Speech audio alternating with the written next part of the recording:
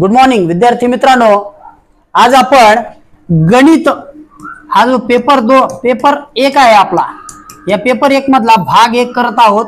शेकडेवारी या घटकाचा घटक आहे आपला शेकडेवारी। घटक सगळीकडे वापरला जातो, हा एकदा समजला तर पुन्हा त्याची अडचण येत नाही। सोपा घटक आहे, फक्त त्याचं रूपांतर करताना थोडी काळजी घ्यावी लागते। घटक आपण आणखी सोप्या पद्धतीने करून घेणार आहोत। तर आता आपण पाहत आहोत शेकडेवारी। शेकडेवारी ही शतमान पद्धतीतली असते। कशी असते? शतमान पद्धतीमध्ये असते। शतमान पद्धतीमध्ये शेकडेवारी काढली जाते। शेकडा म्हणजे काय? शेकडा म्हणजे 100शी केलेली तुलना, बरोबर? 100 सोबत असलेली तुलना किंवा 100च्या पटीत मांडलेली संख्या, बरोबर? 100शी। आणि याला एका विशिष्ट चिन्हाने मांडणी केली जाते। हे बघा, हे चिन्ह असतं आडवी रेष आणि 2 टिंब। आपण अगदी बेसिक पासून बघू, प्रॅक्टिस सेट आपण केलेले आहेत, पण ते आधी हा घटक बघितल्यानंतर बघा। याच्यावरती उदाहरणांचा आपण 3 घटक करणार आहोत, 3 भाग। पहिला भाग बघत आहोत। शेकडा जो आहे तो 100च्या रूपात मांडला जातो। त्याचं चिन्ह हे आहे, याला म्हणतात टक्केवारीचं चिन्ह। कशाचं? हे चिन्ह टक्केवारीसाठी वापरलं जातं। ओके, एवढे टक्के असं म्हटलं जातं। आणि याच्याच मांडणी, ह्याचंच रूपांतर हा एक विशिष्ट प्रकारचा अपूर्णांक आहे।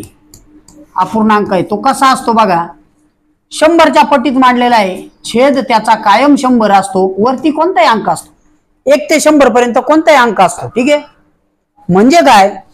तुम्ही जर आपण आता पुढे जाऊन बघू की ह्याच्यामध्ये जर म्हटलं 50 याचा अर्थ 100च्या ह्याच्यात किती होतो? आता त्याच्याकडे बघू। आपण एक मुद्दा समजावून घेतला, जे शतमानामध्ये असतं। शेकडेवारी म्हणजे त्याची 100शी तुलना केलेली असते आणि हे त्याचं टक्केवारीचं चिन्ह आहे। ओके, आता आपण पुढच्या टप्प्यात जाऊन समजून घेऊ। चला, आपण एक मुद्दा समजावून घेतला। शतमान याचाच अर्थ टक्केवारी आणि त्याचाच अर्थ शेकडेवारी किंवा शेकडा असा होतो। ठीक आहे, त्याच्यानंतर ही टक्केवारी काय केली जाते? ही टक्केवारीच्या या चिन्हामध्ये दर्शवली जाते। बघा, आता आपण कायम ऐकलं असेल परीक्षेमध्ये की परीक्षेत एका मुलाला 100 पैकी 50% मिळाले। म्हणजे काय? बघा, 100 पैकी 50 मिळाले म्हणजे किती मिळाले? याचाच अर्थ त्याला 50% गुण पडले, बरोबर आहे? निम्मे पडले। ठीक आहे, त्याच्यानंतर जर असं ऐकलं आपण 60 गुण मिळाले, 100 पैकी 60, तर शेकडेवारीच्या भाषेत किंवा टक्केवारीच्या ह्याच्यात अशी मांडणी केली जाते। 60 100 पैकी असल्यामुळे 100 खाली येतो, तो छेदात येतो, त्याच्या वरती जेवढे मिळाले ते येतात 60, आणि याचं रूपांतर मांडणी अशी असते 60%। ठीक आहे, पुढे पाहू आपण।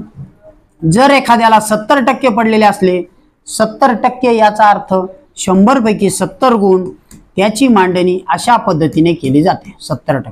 ठीक आहे, एखाद्याला 75 गुण मिळालेले असले 100 पैकी, तर शेकडेवारीच्या टक्केवारीच्या भाषेत त्याला म्हणतात 75%। मग ते कसे मांडतात? अशा प्रकारे मांडले जातात। ठीक आहे, बघा, आता हे आपण परीक्षेच्या याच्या संदर्भात समजावून घेत आहोत। हेच आपल्याला व्यापार व्यवसाय ह्याच्यामध्येही समजून घ्यायचे। याच्यामध्ये काही व्यवसायात सूट दिली जाते, काही व्यवसायात त्याच्यामध्ये डिस्काउंट असतो। तो डिस्काउंट काढताना या टक्केवारीचा आपल्याला उपयोग होतो। आपल्याला पुढे त्याची उदाहरणं समजून घ्यायची। ठीक आहे, पुढचं बघू। जर एखाद्याला 80 गुण मिळाले असले 100 पैकी, तर याचा अर्थ त्याला 80% पडलेले आहेत त्या विषयात। ठीक आहे, त्या विषयात। त्याच्यानंतर जर एखाद्याला 90 मिळालेले असले, तर 100 पैकी त्याला 90% मिळालेले आहेत। आणि जर एखाद्याला 100 पैकी 100 मिळाले असले, तर 100 पैकी, मुद्दा बघा आम्ही काय सांगतोय, ज्याला 100 पैकी 100 मिळालेत याला 100% गुण मिळालेले आहेत। म्हणजे जर 100चा पेपर आहे आणि त्याने 100 पैकी 100 मिळाले, याचा अर्थ त्याला 100% गुण मिळाले। आलं लक्षात? हे अपूर्णांकाच्या रूपात कसं मांडायचं आणि त्याचे टक्केवारीत वाचन कसं करायचं। जर तुम्हाला असं दिलेलं असेल, आता उलट 50% दिलेत आणि त्याला सांगितलं अपूर्णांकाच्या रूपात मांडा, तर याची मांडणी कशी कराल? उलटी। काय करायचंय? हा 50 वरती येईल आणि हे चिन्ह खाली जाईल 100च्या रूपात। ठीक आहे, त्याच्यानंतर एखाद्याला 60% दिलेले आहेत आणि तुम्हाला सांगितलं अपूर्णांकाच्या रूपात मांडा, कशी करणार मांडणी? 60 वरती येतील आणि हे चिन्ह टक्केवारीच्या स्वरूपात छेद 100च जाईल, बरोबर. परत 70 दिलेले असले त्याची मांडणी असं दिलंय, उदाहरण एवढं दिलंय, 70% आहेत त्याची अपूर्णांकात मांडणी करा असं सांगितलं. काय सांगितलं? 70% दिले आणि सांगितलं अपूर्णांकात मांडणी करा. कशी करणार? 70/100. 75% दिलेत, एवढं दिलंय परीक्षेत आणि सांगितलं की याची मांडणी अपूर्णांकात करा. कशी करणार? 75/100. सेम प्रक्रिया 80% सुद्धा 80% दिले आणि त्याची मांडणी अशी करायला सांगितली तर ते करणार 80/100. का करणार? हा 80 वरती जाणार अंशात आणि हा जे टक्केवारीचं चिन्ह आहे याचा अर्थ असा होतो 1/100. काय होतो? म्हणून 90 दिलेला असेल 90% तर त्याचं रूपांतर 90/100 होतं. समजले? आपण काय बघितलं? 70/100चं रूपांतर 70% केलं, 75/100चं रूपांतर 75% केलं आणि उलटही करून बघितलं असं दिलं. ठीक आहे, चला आता पुढचा मुद्दा बघू. बघा आता आपण टक्केवारी हे चिन्ह समजून घेतलं, मांडणी समजून घेतली. आता आपल्याला एक रक्कम दिलेली, इथं मी 60 रुपये लिहिलेले आहेत. 60 रुपये याचे आपल्याला टक्के काढायचे, काही टक्के. बघा 60 रुपयाचे टक्के काढायचे. आता मी याची सोपी पद्धत सांगणार आहे. त्याआधी मी काय करतोय बघा, मी इकडे पाढा लिहितोय. सोपी पद्धत सांगतो, पाढा लिहितोय. 6 × 1 = 6, 6 × 2 = 12. ओके, 6 इथं गुणाकाराचं चिन्ह टाकतो. 6 × 3 = 18, 6 × 4 = 24, 6 × 5 = 30, 6 × 6 = 26. सगळ्यांनी उदाहरण लक्षात घ्यायचे, समोर बघायचे बरोबर. 26 × 42, 6 × 8 = 48. ठीक आहे, 6 × 9 = 54 आणि 6 × 10 = 60. आता मी काय केले, सगळ्यात सोपी पद्धत समजून सांगण्यासाठी टक्केवारीचं विभाजन करायचंय. 60 रुपये आहेत 60 रुपये आहेत म्हणून मी इथं 6चा पाढा लिहिलाय. जर 70 रुपये असते तर मी 7च्या पाढ्याचा विचार केला असता. 80 रुपये असते तर मी 8च्या पाढ्याचा विचार केला असता. बघा याच्यातली मांडणी महत्वाची आहे. तुमच्या एकदा जर लक्षात आली, इथं थोडंसं चिन्ह दुरुस्त करतो. ओके, एकदा लक्षात आल्यानंतर तुम्ही कधीच विसरणार नाहीत. सगळ्यात सोप्या पद्धतीने दुकानात असाल, कुठेही व्यवहारात कोणते गेले, याच्याशिवाय चांगली टक्केवारी काढता येत नाही. ठीक आहे, बघा 60 रुपयाचे 10% म्हणजे याचाच अर्थ काय होतोय, हा 60 रुपये जो आहे या 60चे आपल्याला 10 भाग पाडायचे. 60चे 10 भाग समान भाग झाले पाहिजेत. हा 6चा पाडायचोय ना, तो आपण समान भागातच केलेले 10 भाग आहेत. 60चे 10% म्हणजे 6 रुपये. 6 रुपये. ठीक आहे, मग 60चे 20% म्हणजे किती? याच्या डबल, कारण 10च्या डबल 60चे. ह्याचे पुन्हा आपल्याला 10 भाग आपण इथं पाडलेले आहेत. आता याचे आपण डबल करू म्हणजे 6चे 12 रुपये म्हणजे झाले 20%.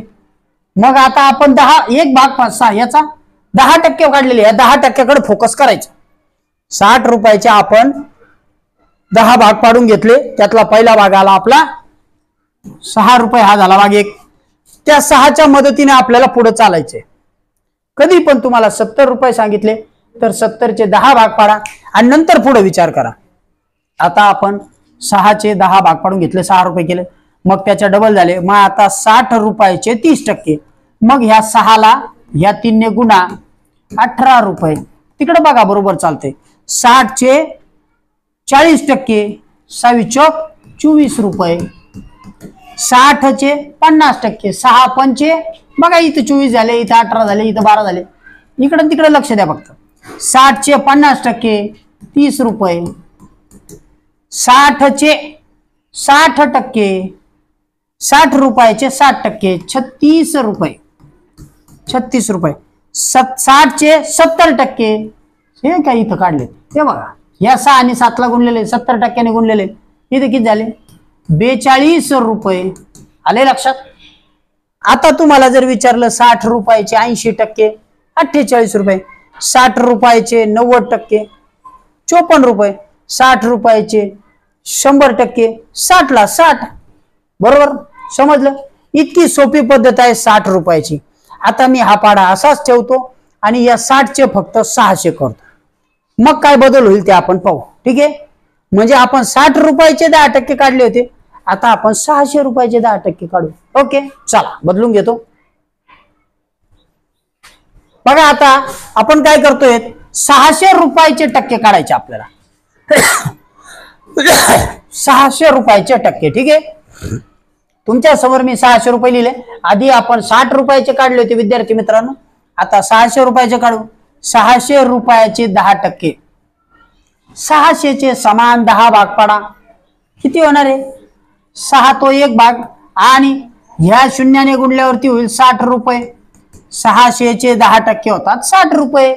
आता 600चे 20%, या दोनने या 6ला गुणा 12 आणि एक शून्य तसा मांडून द्या, याच्यावर वाढलेला शून्य, 120 रुपये. 600 रुपयांचे 30%, सावित्रिक 18 वरचा शून्य तसाच, 600 मधला 180. 600चे 40%, तोच पाडा तिकडं चालू आहे बघा, 24, 6 चोक 24 आणि परत एक शून्य मांडला, 240. 600 रुपयाचे 50%, 6 पंचे 30, या 6ला आपण गुणतोय या 5ने 30 आणि वरचा ह्या शून्यातला टक्के याचा. 600 मधला एक वाढीव शून्य दिला, 300. 600चे 60, 6 6 36 आणि परत एक शून्य दिला 600चा, 360. 600 रुपयाचे 70%, 27 सकून 42, वरचा एक शून्य दिला. ठीक आहे, बघा आता काय झालं, तोच पाडा तसाच चाललाय सलग, फक्त टक्केवारीमध्ये इकडे शून्य वाढते. आता मी एक महत्वाची गोष्ट सांगतो. 600 रुपयांचे 10% आपण काढले 60, मग मला 5% सांगा किती होतील? 10% जर 60 आले तर 5% किती होतील? 60च्या निम्मे 30, किती होतील? 30 रुपये. 5% म्हणजे किती? म्हणजे झाले 30 रुपये. आता हे 30 रुपये जर असते ना, तुम्हाला विचारलं की 600च्या 15% किती, तर हे 60 आणि ते 5 म्हणजे होती ना 15, म्हणजे हे होतील 10%चे मिळवा 60 रुपये आणि 5%चे घ्या 30 रुपये, म्हणजे 600च्या 15% बरोबर 90 रुपये. 60 आणि 30 किती होतील? 90 रुपये. आलं लक्षात? काय केलं आपण, इथं 10% काढलेले होते, 10चाच निम्मा भाग केला, आपल्याला कळलं 5% 30 बरोबर, आणि 15% करायचे असले तर हे 60 अधिक हे 30 झाले 15. ओके, ठीक आहे, चला पुढचं बघू. बघा, याआधी आपण 60 रुपयाचे 10% काढले होते, त्याच्यानंतर 10%, 20% सगळे काढले, त्यानंतर आपण 600 रुपयाचे काढले, आपण हे 10च्या आणि 20च्या पट्टीत काढले. आता आपल्याला 15, 25, 5च्या पट्टीतले ऍड करायचे, म्हणून आपण हे उदाहरण घेतलेले आहे. बघा, आधी 80 रुपयाचे 10% काढून बघा किती होता तो 80 रुपयाचे 10%. ह्या 80चे 10 समान भाग करा, म्हणजेच 8चा पाडा मोजा. मी समोर इकडे 8चा पाडा लिहून ठेवलेला आहे. सोपी आपली ट्रिक आहे, त्याच्यातली ट्रिक म्हणजे एकदम तुम्हाला सहज वापरता येईल. आता ते कॉमन होऊन जाईल. 80 रुपयाचे 10% म्हणजे झाले 8 रुपये. किती झाले? 8 रुपये. आता हे 10% निघाले. आता तुम्ही मला सांगा 5% म्हणजे किती होतील? या 10%चा विचार करा. 80 रुपयाचे 5% तुम्हाला विचारले. समजा 80 रुपयाचे 5% विचारले, किती होतील हो? आधी 10% काढून घ्या, 5 तसे निघत नसतील तर 10 काढले तुम्ही 8 रुपये. मग आता याचे निम्मे करा, किती होतील? 4 रुपये. किती झाले? 4 रुपये.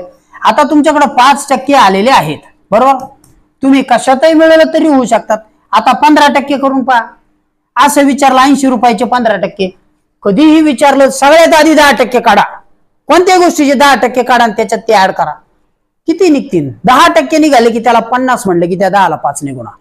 10% निघाले आणि त्याला 80 म्हणलं की त्याला 8 ने गुणा. ठीक आहे, 10% काढा. आता तुमचे 5% निघालेले. 15% जर विचारलं तर किती होईल? 15% असतील तर म्हणजे हे 8 आणि ते 4 किती होतील? 12 रुपये. ओके, झाले 15. आता तुम्हाला विचारलं 25%, आधी मग 20 काढा. 25% जर विचारला असेल तर इथं मी समजा लिहितो 80 रुपयाचे 25%. ठीक आहे, 80 रुपयाचे 25%. तर तुम्ही आधी 10% काढा, 8 रुपये झाले, मग 20% काढा, किती झाले 16, हे झाले 16, आणि तुमच्याकडे हे 5% आहेत, बरोबर, हे 5% आहेत ना, 16 आणि 4 किती झाले 20, हे झाले 25%. म्हणजे 5% हातात असले आणि त्याचे डबल केले की 5 ऍड करत चला. पुढचं 80 रुपयाचे 30% म्हणजे किती, 8 त्रिक 24, 8 त्रिक 24, आणि परत विचारलं 35% तर काय करता, पुन्हा 5% ऍड करा, म्हणजे 4 रुपये ऍड करा, 28 रुपये, किती होतील 28 रुपये. अशा पद्धतीने तुम्हाला 5% दिलेले आहेत, तुम्ही पुढे जाऊ शकता. तुम्हाला 10% काढलेले आहेत, त्याच्यात 5% ऍड होऊन तुम्ही किती काढू शकता. आता जर असं विचारलं मला सांगा 80 रुपयाच्या 55% म्हणजे किती, 80 रुपयाच्या 55%, तर 80 रुपयाच्या 50% होतात 40, 80 रुपयाच्या 50% किती होतात, 80 चे 50% होतात 40 रुपये, आणि तुमच्याकडे हे 5% आलेलेच आहेत, 40 आणि 4 44, म्हणजे झाले तुमचे 55%. आले लक्षात, ठीक आहे. चला आणखी उदाहरणं बघू. बघा आता आपण 3 समोर उदाहरणं ठेवलेले आहेत, जे परीक्षेला विचारले जातात पण एवढे सोपे विचारले जात नाही, ठीक आहे. आधी आपण मांडणी समजावून घेऊ. इथं दिलंय 60% चे अपूर्णांकात कसे लिहाल, 60% हे अपूर्णांकात कसे लिहाल. जर हे टक्केवारीच्या साध्या याच्यात लिहायचं असेल तर तुम्हाला असं लिहिता येईल 60/100, ठीक आहे, 60/100. ओके, पुढे त्याच्यानंतर आणखी काय करता येईल बघा, याचं खालचं 75चे टक्के कसे लिहाल, 75/100 असं लिहिता येईल. त्यानंतर आपण सोप्या पद्धतीने पाहतोय, पुढे आपण त्याच्यावर अजूनही बदल करणार आहोत. 94% अपूर्णांकात लेखन असले तर 94/100. आलं लक्षात. हे अशा 3 पद्धतीने आपल्याला लिहिता येतं. ओके, चला पुढचा घटक बघू त्यातलाच. बघा आता समोर आपले उदाहरण दिलेले 1250चे 15% किती, 1250चे 15% किती. जर असं विचारलं आता याच्यात 1250 कसे लिहिणार, 1250, तर आधी आपण 1200 कसे लिहायचे ते पाहू.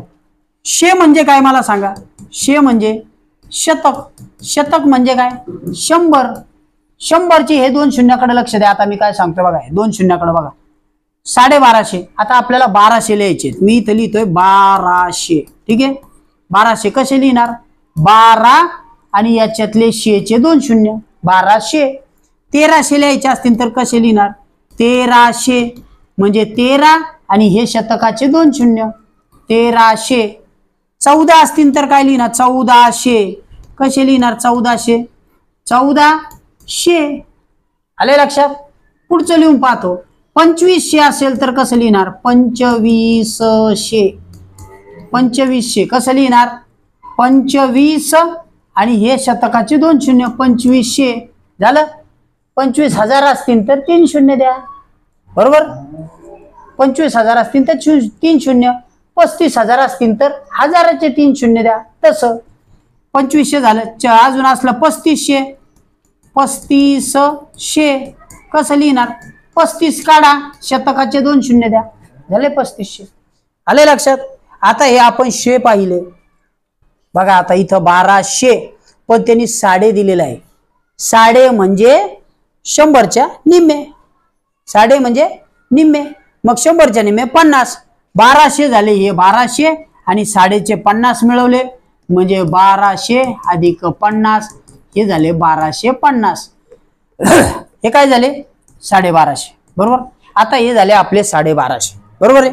1250 म्हणजे 1250, त्याचे आपल्याला 15% काढायचे. किती काढायचे, 15%. बघा आता मी खालचं क्लीन करतो. ओके, आता आपण 1200चे 1250 आपण लिहिलेले आहेत, याचे 15% काढू. आधी मला सांगा ह्या 1250चे 10% किती होती नो, 10%. बघा आपण 1250चे आपल्याला 10% काढायचे होते. 1250चे 10% म्हणजे याला 10 ने भाग द्या, हा शून्य गेला, हा शून्य गेला. 1250चे 10% आले आले 125 रुपये.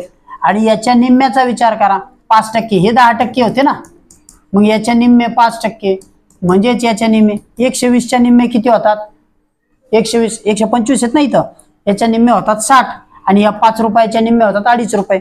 60 आणि 5 किती झाले? 60 आणि 2.5 62 रुपये 50 पैसे. बरोबर. ठीक आहे, म्हणजे एवढे. मग आता यांची बेरीज करा. हे 50 ला 50 काहीच नाही मिळवायला, हे 50 खाली घेतले, हे 7, हे 8 आणि हे 187 रुपये 50 पैसे. 5% टाकलेले असल्यामुळं थोडासा आणखी भाग द्यावा लागला. त्याच्या आधी आपण 1250 कसे लिहायचे ते बघितलं, 1350 बघितलं, 1400 बघितलं, 1500 बघितलं. ओके, आले लक्षात उदाहरण? ठीक आहे, चला. याच पद्धतीने आपण आणखी उदाहरणं पाहणार आहोत. शेकडेवारीच्या सुरुवातीच्या बेसिक भागामध्ये आपण त्याचं वाचन, लेखन आणि मांडणी समजून घेतली. आता थांबतोय. घटक जर तुम्हाला आवडला असेल तर त्याला लाईक करायला विसरू नका. Good day, bye.